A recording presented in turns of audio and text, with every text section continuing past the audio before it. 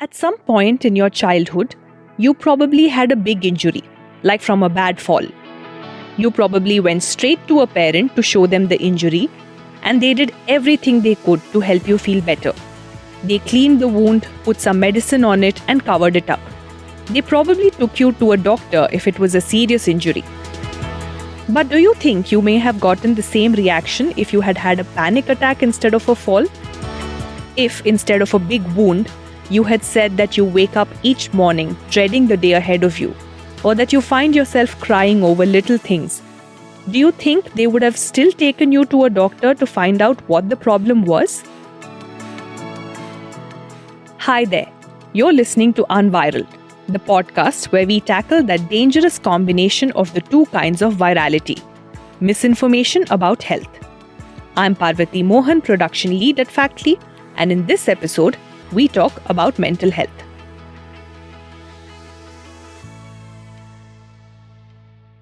Unlike a physical injury, a mental health issue is not visible. And this is one of the many reasons why it is mired in stigma and shame, as we are often reluctant to talk about that which we cannot see. And where there is shame, there is often misinformation. Mental health is no exception.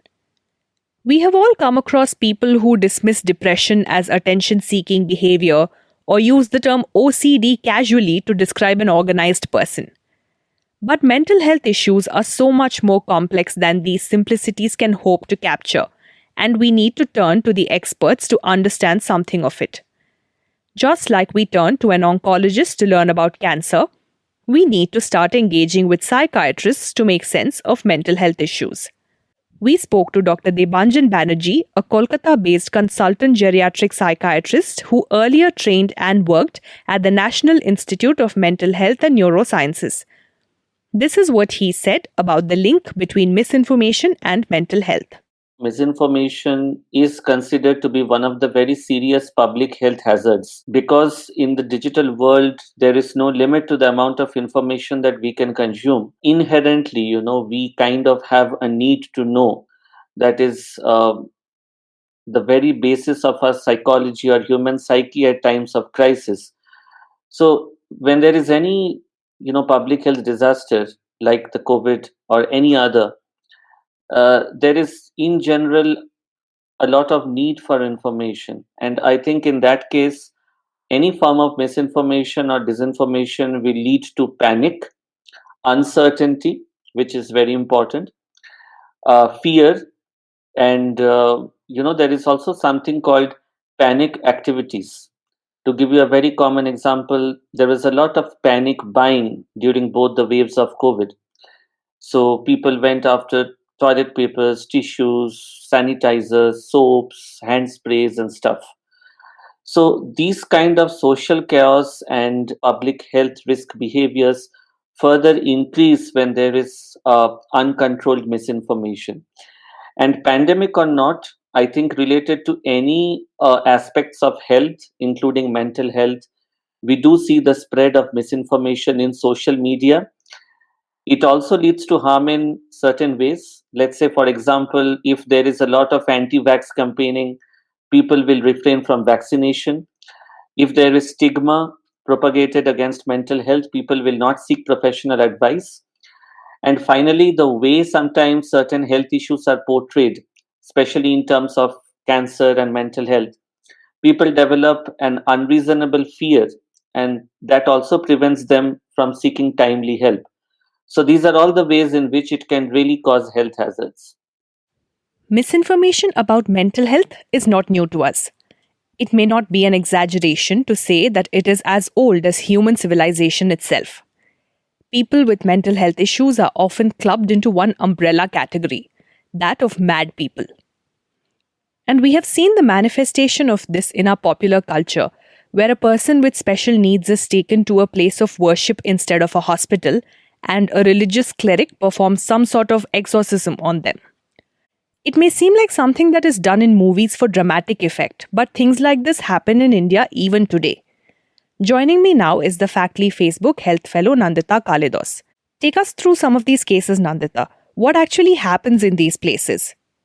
So, when it comes to understanding or treating mental health, supernatural attribution to symptoms or behavior is not a new concept in India. The folklore of almost every religion, including the Hindu, Buddhist healing temples, the Sufi dargahs, church healings, among other things, have existed for a long time now, and they include a range of religious practices and mortification rituals.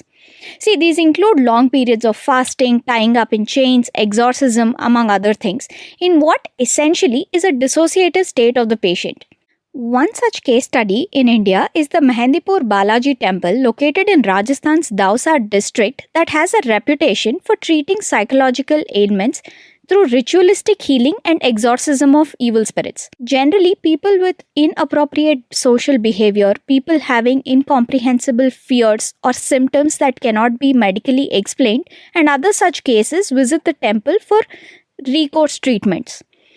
Usually, these symptoms are akin to psychosomatic and dissociative disorders. The treatment process in this Balaji temple involves extreme acts that subject the body to pain. This does not align with global mental health definitions of humane or evidence based care. The temple follows the harshest punishments to the spirits that have been quote unquote possessed the devotees. There are numerous rules to enter, stay, and leave the temple for visitors. Millions of people visit this temple from far and wide, and it is believed that the devotees will be cured of their negative energies and find salvation at the temple. Owing to the skewed doctor patient ratio in psychiatry and the unavailability of trained medical health professionals, especially in the rural and interior regions, people from these regions often resort to magical religious alternatives, mainly associating mental health issues with such harsh customs and treatments. This in turn exacerbates the stigma and misconceptions about psychiatric problems. While the debate on Western versus folk medicine continues, the global mental health framework is at the intersection of biology, beliefs, and human rights of mentally ill people. For instance, in this temple, the people believe that magical powers of the temple will exorcise the evil spirits and give them relief from their possessions or black magic. The affected people are often subjected to inhuman methods and their loved ones are not even supposed to intervene. So, in this battle of belief versus science, often the former takes precedence, especially in the case of mental health. Of course, misinformation is one reason why many people seek alternative remedies for mental health issues. But in India, we have another major problem too. The ratio of psychiatrists to our population is extremely low, and the ones who practice are often concentrated in cities, and their services are not affordable to the majority of the population. In the absence of sufficient psychiatrists for patients, Dr. Banerjee takes us through some of the things the medical system can do to ensure better mental health coverage in the country. Yeah, there are resource constraints. There always have been resource constraints, in our country. In fact, uh, the latest data, basically from the National Mental Health Survey, tells that there is actually one psychiatrist roughly for around 10 lakh population, and number of clinical psychologists are even lesser. Now, having said that, I think it's also important that we kind of have our awareness straight, because mental health, as I keep telling, it's not something exotic that you have to discuss on one fine day. It is something which is involved in our day to day lives, the way we work, live, personal, occupational, how we interact with people. It's involved in everything. So there have been an attempt to train the lay counselors, the grassroots health workers, uh, district physicians, general physicians, to be equipped with basic mental health care, what we call as mental health first aid, and also involve the media, the local resources, the community resources in kind of having a primary and tertiary healthcare tie up, so that the psychiatrist doesn't really need to go everywhere.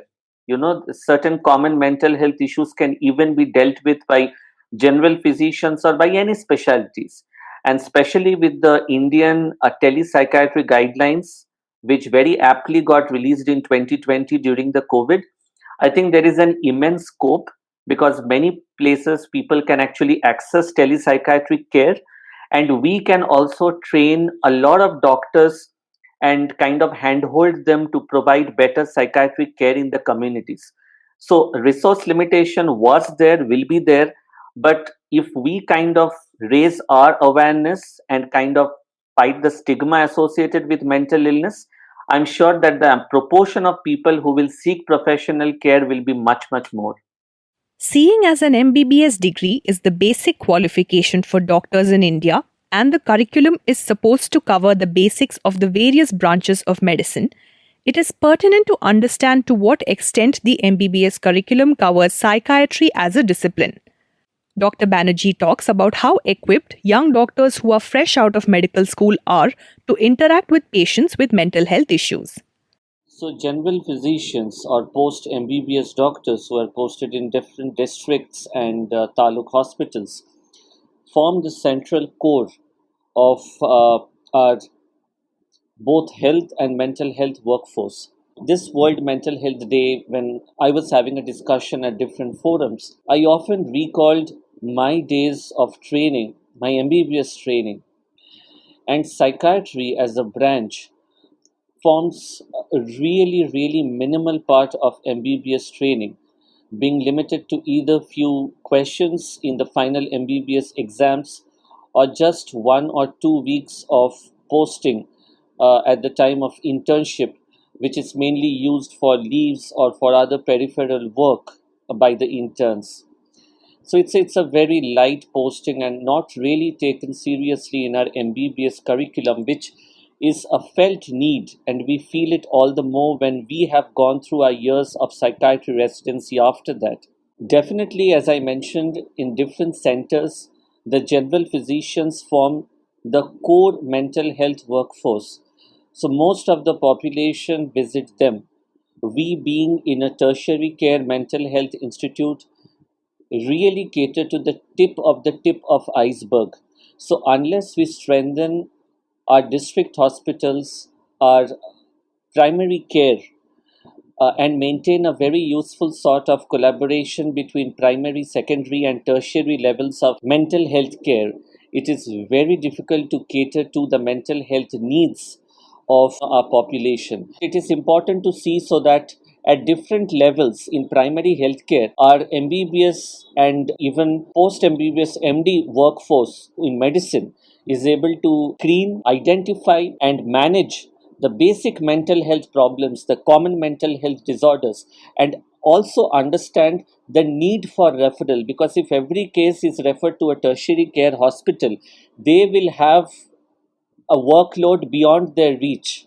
So, in that way, there will also be a proper distribution of labor, improvement of training, and a proper resource utilization in a country like ours, which has such a high demand to meet. When the pandemic struck, we all became preoccupied with our own worries about how we would cope with working from home, to losing jobs, to concern for our loved ones. But these same concerns were multiplied manifold for the underprivileged and for members of persecuted groups. Dr. Banerjee brings in the mental health perspective of this divide. We talk about COVID being the great equalizer, but no, it isn't. In fact, the age extremes, children, the older people, the migrants, people who are on the frontliners, the gender and the sexual minorities, a lot of them, in fact, they have kind of taken a larger brunt due to the pandemic. People who are socioeconomically not privileged, and also people who are mentally ill. So, in general, those who already had pre existing psychiatric problems, depression, psychosis, dementia, sleep disturbances, anxiety, all these things have increased. The availability of medicines, accessibility to care have decreased. The risk of COVID, a lot of people are afraid visiting the doctors. So, many of them had the symptoms again coming back due to the stress and lack of medicines. So, I think it is kind of still the tip of the iceberg that we are seeing, and over the next few months to years, probably we are going to see even a larger picture, especially the post-traumatic stress, because this is actually a kind of trauma. One of the most common misconceptions about mental health problems is that these things only happen to the ultra rich. The assumption behind such thinking is that those who don't have to worry about money fill their lives with some other source of anguish and so drone on about depression and anxiety. Since the middle and lower classes have a lot more immediate financial worries, They have no time for such problems. But what does the data say about mental health issues across various sections of the population, Nandita? Are there any indicators that the problem cuts across divides? The mental health literature and data is a fairly new concept compared to the literature of physical illnesses. The National Alliance on Mental Health shows that about 50% of mental health conditions begin by the age of 14 and 75% of the mental health conditions develop by age 24. The Indian statistics on World Economic Forum show that 1 in every 5 individuals, an equivalent of 200 million people, suffer from depression in their lifetime. The National Mental Health Survey of India reveals that about 10% of the population has common mental disorders and 1.9% of the population suffers from severe mental disorders. It is observed that almost 1 in 20 suffers from depression, and this is especially higher in females in the age groups of 40 to 49 years. Owing to the stigma associated with mental disorders, nearly 80% of those with mental disorders had not received any treatment despite being ill for over a year. India's number of mental health beds was also found to be well below the average of 2.15 beds per 100,000 compared to the global figure of 6.5. Treatment gaps are also greater at 70% due to the insufficient funding of mental, neurological, and substance use disorders. Therefore, these statistics definitely imply that mental health affects people across socio-economic strata. And in fact, these issues affect the vulnerable communities more who are at a greater disadvantage. Unfortunately, even today, like you said, mental health is not yet a top priority for middle and lower income classes because they still worry about making their ends meet. While patients are not aware of or say they don't recognize the symptoms of mental illnesses, those who do recognize the problem face obstacles from the supply side issues like, say, availability, affordability, and accessibility of mental health. This is in terms of skewed patient-doctor ratio, expensive medication, and continued support of therapy or medication. Hence, the misconception that mental health affects only the ultra-rich, but ironically, it affects the middle class more, who are proportionally more in number but with limited resources. Mental illnesses are shrouded in stigma, and people often don't talk about such issues. But on the other end of the spectrum are several celebrities and social media influencers who talk openly about their struggles with mental health issues. On the one hand, this helps in destigmatizing the topic and perhaps even encourages a few people to seek help. But on the other hand, these celebrities and influencers are not experts. They are only able to share their personal experiences, which cannot be universalized. And so, one wonders if these are the best people to introduce mental health discourse to the public. Dr. Banerjee weighs in on this. Mental health is something which is very easily sellable. Now, having said that, it has two angles. One, of course, if you really put some content into it, it's going to help people.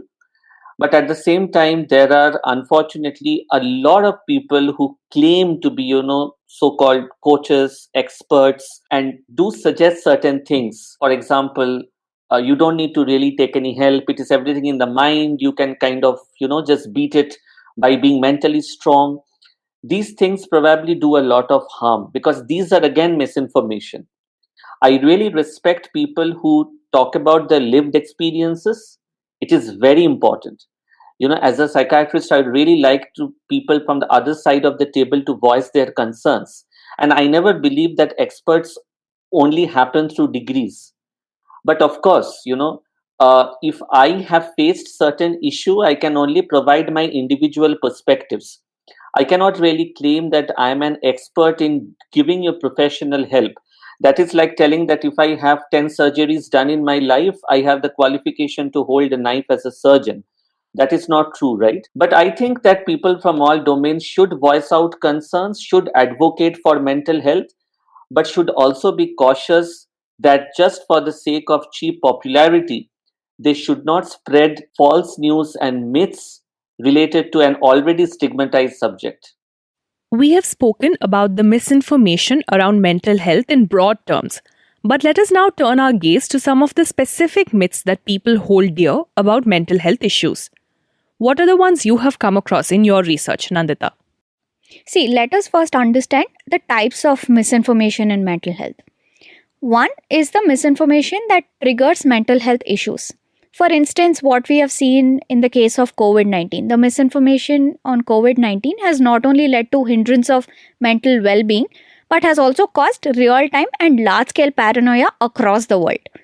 And then the second thing that comes is the existing misinformation, that is, the myths and the misconceptions in the mental health space. For instance, owing to multiple traditional beliefs of fear of addiction, people generally are reluctant towards accepting and seeking treatment for mental health, unlike what they would do for physical health. Often, people say that mental illnesses are not real or that it's just a phase, but that isn't true because the lack of good mental health definitely interferes with coping with things in life.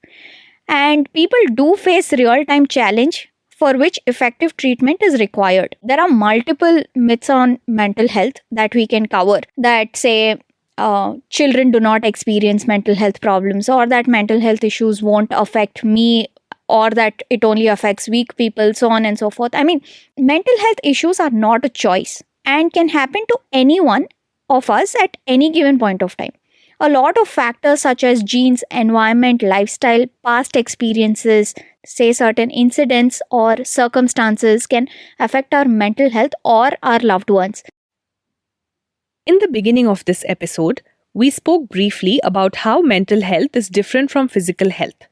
But in our lives, we often find that one may have an effect on another.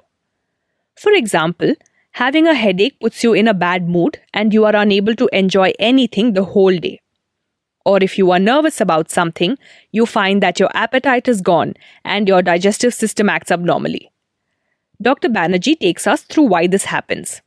Often, when we talk about mental health, we talk about it in vacuum, as if it is something entirely separate entity. It isn't. It is very intricately related with our body, and that is why this whole branch of medicine is termed as psychosomatic, where psycho means related to the human psyche or the psychology, and somatic means the body. See, let's say somebody with HIV, you know, how the diagnosis is disclosed, how the person takes it, how the person is compliant to treatment. Everything needs a coordinated effort by both a physician as well as a psychiatrist. So in these cases, it is very important that any physician dealing with it kind of, is aware about the mental health issues, and there is a timely, friendly and coordinated collaboration between the mental health professional and the physician in this case. There cannot be a good mental health without a good physical health. To give you a very, very important perspective, if your existence is at threat, if you are not feeling physically safe, if you are under financial distress, if you are having severe violence affected residents, if you are not at peace with your family, these are all factors which can lead to disruption of both physical and mental health. So what is mental health? It is the sense of peace and sense of security that you can have with yourself. And the first step, and I always tell this during the COVID pandemic, that if you have to be in a good state of mental health, first you have to make yourself physically secure. So that is why we advise yoga, exercises, lifestyle changes, a healthy diet, adequate sleep. All of these may be physical attributes, but they have immense help when regulating someone's mental well being. Some forms of mental illnesses have really specific terms like bipolar disorder or schizophrenia. But the most commonly spoken about ones are anxiety and depression.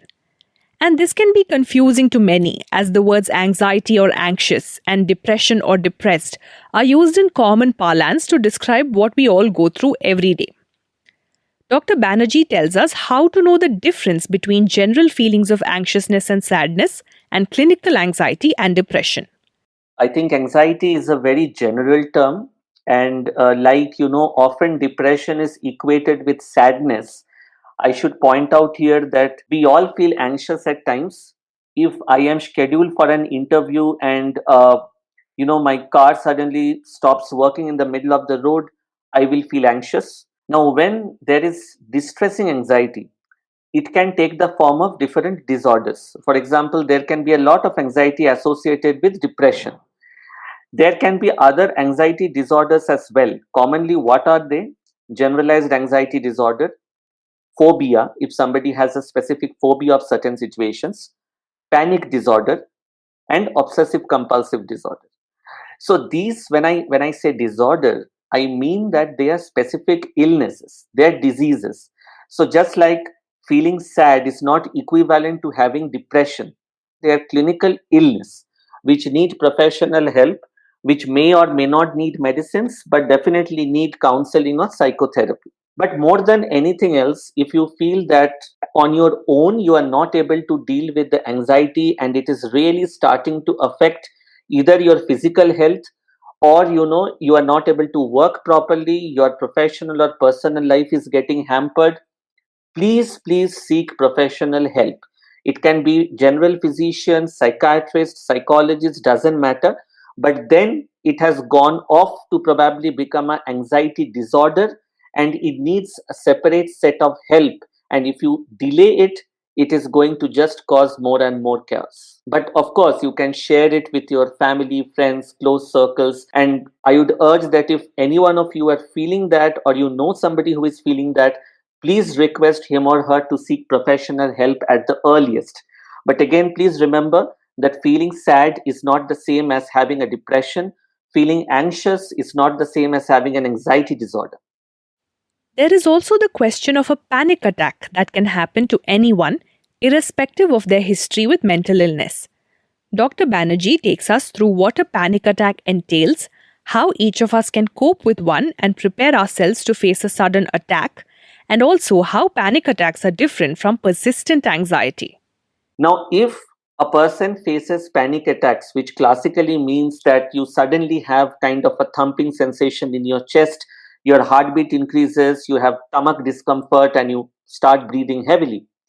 That can happen again in a number of situations. If you are in an accident, or if you are in a sudden extreme stressful situation, you are caught up in the lift, or suddenly the power goes off and you are afraid of the dark, all these stressful situations can precipitate it. What is of concern is if you have a persistent anxiety for many days at a stretch, or you are starting to have panic attacks even without a clue, without any stressor, without any incident happening, and if that keeps persisting. So there are different strategies of dealing with anxiety. A few very common ones are, a relaxed deep breathing, certain relaxation techniques, certain muscle exercises called JPMR, that is Jacobson's progressive muscle relaxation.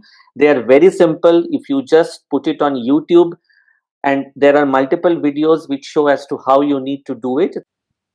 Mental health conversations need to be taken forward and reach more people. But even if we are successful in doing so, there will be no change on the ground if the people who need help do not ask for it, and if they do ask, do not get help. How can this be done, Nandita?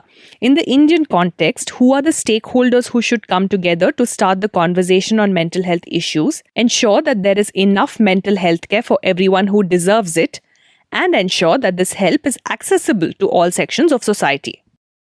So, while the discourse on mental health has been picking up, the pandemic has exacerbated a lot of mental health issues across age groups and economic strata. Having said that, it has also led to a robust and comprehensive response from mental health professionals, be it psychiatrists, therapists, and allied workforce, to tackle the gravity of the situation on ground. In fact, even workplaces have taken cognizance of the mental health and have taken multiple steps to make the situation easier for employees. However, this is restrictive to, say, large companies in the organized sector.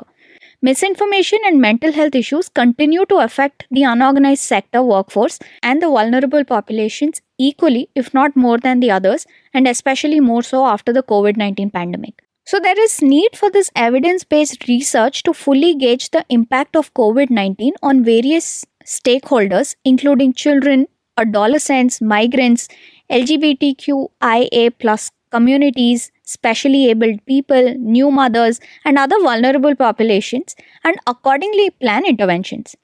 For instance, Women are disproportionately affected by mental health issues.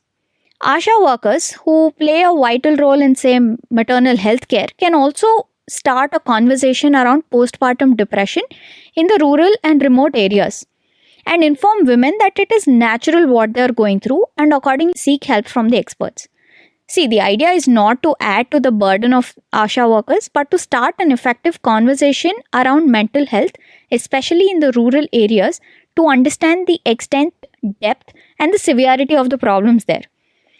Therefore, the most effective antidote to misinformation is increased awareness, and especially more so in a subject like mental health. By awareness, I mean to say start early. Just like how schools have classes on health, hygiene, nutrition, and sanitation, there has to be a mental health curriculum as well to create the awareness about the importance of emotional and mental well-being. This will help in destigmatizing the topic and also sensitize the children right from the beginning.